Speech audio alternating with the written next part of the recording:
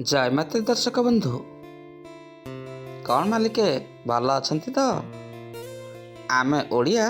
भारी बढ़िया पखाला भात संगकु साग भजा हेले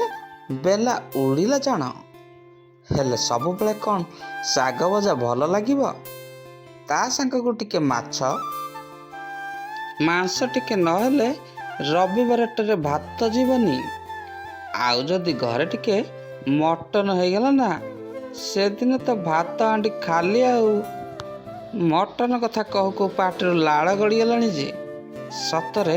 समस्तंकर भल खाइबा टिके हेले मनटा भारी खुशी आउ मन खुशी रहिले तो देह भल रहिबो आउ देह भल रहिले तो बेसी दिन बंचिबा ना ताहले बंचिबा पई भल स्वादिष्ट खाद्य आमको निश्चय दरकार। ताहले आज आमे टिके मटन कषा करिवा आउ केमिति करिवा चलंतु देखिवा।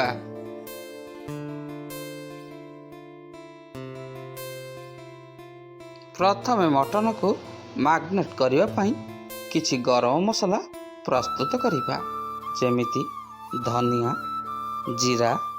सुखिला लंका पोस्तक आउ टिके गोलमरिच हेले टेस्टा बढ़ी जीवो। एबे मटन रे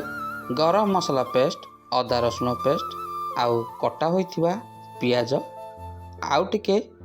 दही आउ स्वाद अनुसार लुण पकई देबा आउ बाकी रहिला गुंड मसला जेमिति हल्दी गुंड काश्मीर चिली पाउडर आउ किछि सोरिष तेल ताकू पकाई मटन को भल भाबे मिसई देबा ताको मैग्नेट पाई घंटा पाखापाखि छाड़ी देबा।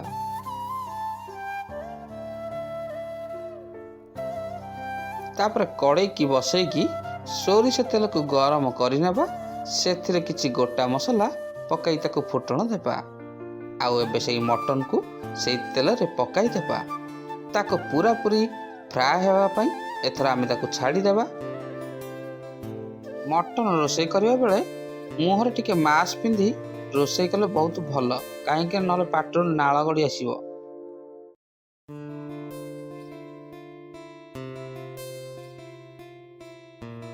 एवं से मटन को एबे भल भाबे टिके टिके मझरे घांटुथिबा कहीं ना नचेत लागी जाई पारे किछि समय पर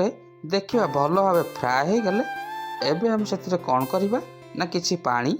देई देबा जहाँ मटनटा सिझियाकू टाइम लगिबो से पानी टिके न देले मटनटा सिझिबनी तेणु टिके पानी दे देबा मटन सिझिबा पर्यंत ताको छाड़ी देबा घोड़ेई। मालिके बासना आसिलाई एथरा कौन करिबा तरकारीटा को ओल्हेई देबा टिके गरम मसला पकेईकी एथर प्लेट आण बाढ़ी देबा उषुना भात सांगकू मटन टिके खाइबा शहे शहे उड़ीब पूरा थाली उड़ीब। आज आ मटन टा केमिति लागिला कमेंट रे जनइब तमे तो खाइन मु खाइची किंतु देखा जाउची केमिति से गुटिक जनइब।